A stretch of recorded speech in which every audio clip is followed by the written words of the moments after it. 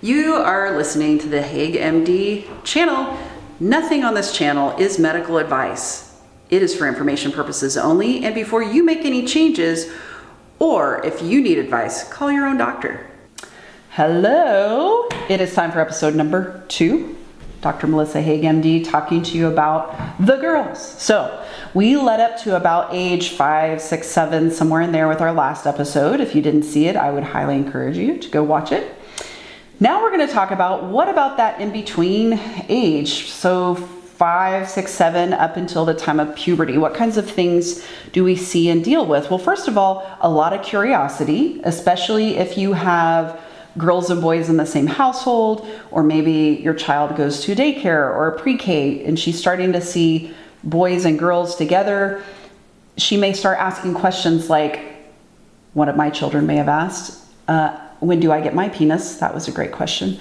And I said, when you get married. That's not what I said because she was 3. But my point is, they start to become curious about, well, why are there differences? What are those differences for? If you have a hard time with those conversations, highly recommend that you get a good book. There are a lot of them out there. One of my favorites is called Before You Were Born. It is by some psychologists that really just talk about age appropriate, they're books that you read to your child that are age appropriate conversations about sexuality and reproduction. But you want to teach your children. You do not want them learning this on the playground. And I may have had a little girl who came home from daycare one day and was extremely proud of herself because she informed me, Mom, today I told everyone babies do not come out your butt, they come out your vagina. And I was like, oh good, this is great. And she was telling me another little child in class was telling everyone that babies come out your butt, and she just wanted to make sure she was dispelling misinformation, which is of course what the daughter of a gynecologist would do. I did get the call from the daycare provider, and I did say, well, she was just dispelling misinformation. I'm going to defend my daughters if they stand up for truth. And the truth is, babies do not come out your butt. They do come out your vagina. Anyway, we did talk about appropriate places to inform people, and I had that conversation with said daughter, and she's like, but Mom, he was lying. He was telling people lies about where babies come from. So anyway, she was able to spread the truth in her little daycare. I want your children to be those children, the ones spreading the truth, or maybe just not talking about it, but knowing the truth themselves. If you do not teach them, they will hear it from somewhere, and it may not be the truth. It may be babies come out your butt. So make sure that your daughters and your sons know how reproduction works. And again, it's totally okay to just read them a book. And the first time when they're 3 or 4, you may sit down with them on the couch like we did, and you read them this little book, and they're like, yeah, okay, can I go play with my dinosaurs? And the answer is yes. And then their little brains process what you read to them, and they think about it, and then they come back a week or 2 later and say, can we read that book again? And that book, by the way, always stayed up in a part of the closet that they did not know about because I wanted them to read it with me. So we would sit down, we would read the book again, they would ask their questions, and there were no silly questions or dumb questions, and we could just have open conversation about it. The advantage of that is then we could also have open conversation about how their body works. I am seeing girls as young as 7 and 8 starting their periods. So if you think, well, I can start talking to her about things when she's 9, 10, 11, yeah, so she might be at school and start bleeding and think she's dying because you have not told her what a girl's normal body does. I have my own theories about why we're seeing younger and younger what we call menarche, which means starting periods. Just so you know, one of them is I think we have a lot of hormones in our milk supply. And we were pretty picky about once the girls didn't need milk anymore when they were little, we didn't drink calories. So there wasn't juice in our house. We didn't drink milk. They occasionally would have something like if we went out to dinner or something, but by and large, we just did not keep calories in our house. And again, they were not drinking milk when they were little, and by and large, they started periods at what I would think of as a much healthier normal time, so after the age of 10. But I am seeing girls younger and younger. What's too early? Really, if you start seeing bleeding at any time before you have seen pubic hair, that's wrong. That timing is wrong, and you really need to seek professional care for that. If you start seeing the signs of menarche, which we'll go over here in a minute, and they are starting to develop those secondary, what we call secondary sex characteristics, or the signs she's becoming a woman at the age of 6, 7, you still might want to talk that over with your pediatrician or specialist, because that's pretty darn young, although we can see it in that 7-year-old. Definitely if they're starting their period at 8 or 9, it could be considered normal, which to me is crazy as a mom of young girls at one time. They're not young anymore because I'm not. But anyway, it is totally fine at any point with your child. If you are seeing things that you think, I think this is too early or not normal, check it out. Ask your doctor about it. Say, is she doing okay? Is this normal? Because you want to intervene early before a lot of the changes happen if it is too early for her to be starting a period. And it may be because there's something else going on, something she's being exposed to in her environment, or there are certain kinds of cancers and other things that can cause those changes. So if you ever think, I don't know if this is normal, is it okay that she's already having pubic hair at this age? Just ask your provider.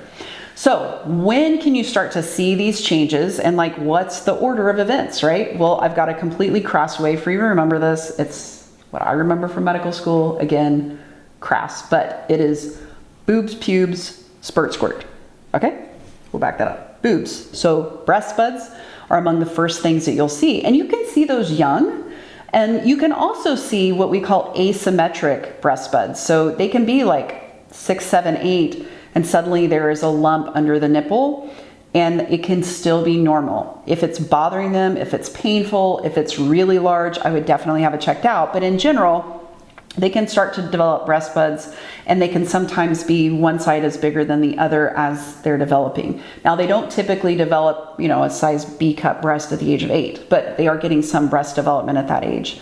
The next thing that you will start seeing is pubic hair or hair under the armpits. If you start seeing that, then you know, okay, we are getting there. Now, I'm not telling you there's an exact timeline, because every woman is uniquely created and different. There are kind of some general guidelines, but this is just the order of things that as you are observing your child and talking to her about her changing body, that you can know this is kind of the order that you would expect things. So pubic hair, axillary hair, then you know, okay, now we've hit where the second place. The next thing is some sort of growth spurt. So she's, I literally feel like with one of my daughters, she was walking around in a size 4T, and the next thing I know, I'm buying her junior clothes. Maybe it's not really that fast, but that's what it feels like as the parent. But, they kind of have that summer where all of a sudden their clothes for the next school year are way too short and they're walking around in high waters. Now they've had their growth spurt. Okay, the next thing coming, they've had breast bud development, they've had pubic hair, they've had a growth spurt. The next thing coming is their period. That is when it's really important to start preparing them for what they should know. And again, we've already talked to them about sexual health and development and reproduction. They know that mommies carry babies in their uterus. They know that in order to do that, their ovaries are going to release eggs, and then their uterus is going to get ready. And then when they don't have a pregnancy, which is what we desire for them until later in life, that the uterus gets rid of the home for the baby that doesn't exist yet, and then they have bleeding. That is how it works. We want to prepare our girls for this. I wanted my daughters to have pads in their backpack because I didn't want them to be at school unprepared, because I feel like it always happens when you're not there. So make sure you have your little girls prepared. And I also wanted them prepared for their friends who I know their parents weren't talking to them.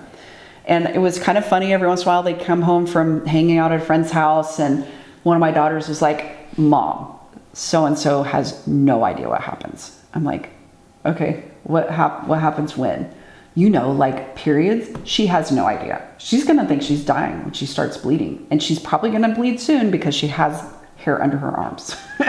And again, I have very well educated daughters, and I was like, well, did you tell her? She's like, no, that is not my job, that is her parents' job. I was like, well, good for you. And then she was like, are you gonna tell her parents?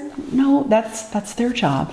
But anyway, educate your daughters, prepare them, and make sure that they're prepared also for their friends. Say, if you start your period at school, here's what you do. You tell your teacher, I really need to go to the bathroom. If it's a girl teacher and you say, I really need to go to the bathroom, she's gonna know. If it's a boy teacher, you can say, I have a female thing going on. I really need to go to the bathroom. I've never had either of my girls have any issues with that. But you can also tell them, you know, it's safe with your girl teachers, people you trust, to say, I need to go. And if you bleed through your clothes, here's what you do. But just talk them through those scenarios so that they don't just get surprised at school and they're shocked and they don't know what to do and they feel scared. You want them to know, here's what I do in this situation, here's how I address it, and here's what I can prepare myself and my friends for. That is up through now, starting your periods. Next week, we're going to go beyond the period, the next stage. So until then, love out loud and live on purpose.